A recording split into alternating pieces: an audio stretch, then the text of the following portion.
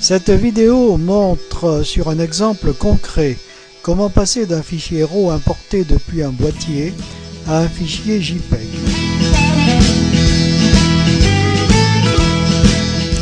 Voici le fichier RAW original tel qu'il est importé dans Capture One 7 lorsque tous les curseurs ont été remis à 0.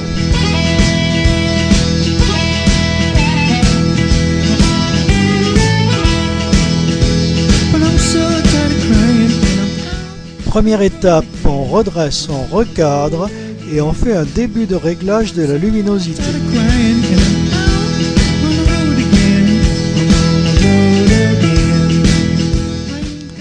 Puis on récupère les hautes lumières.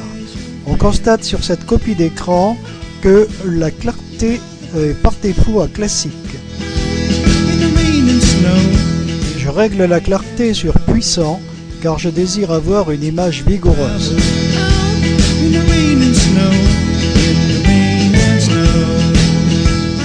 Je constate sur l'histogramme des niveaux qu'il n'y a pas de matière à droite, c'est-à-dire dans les hautes lumières. Je vais donc prendre le curseur des hautes lumières et le déplacer vers la gauche.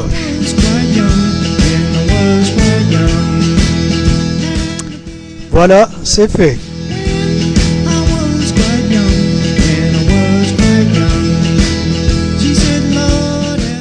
L'image commence à ressembler à ce que je veux obtenir, mais il y a encore un peu de travail.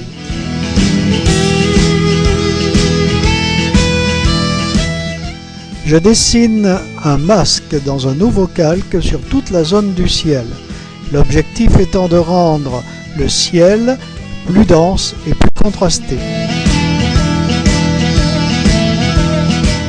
Puis je dessine un masque dans un nouveau calque sur la tour, l'objectif étant de rendre la tour plus lumineuse et ayant un meilleur piqué.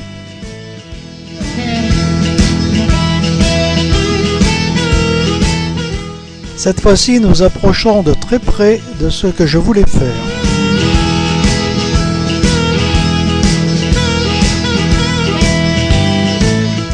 Mais je trouve la tonalité générale à la fois trop jaune et trop verte.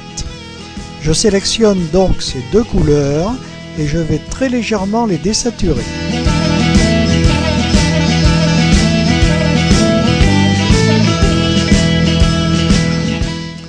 Puis dans un nouveau calque, je vais créer un nouveau masque sur le personnage, l'objectif étant de le rendre beaucoup plus sombre de façon à ce qu'il disparaisse.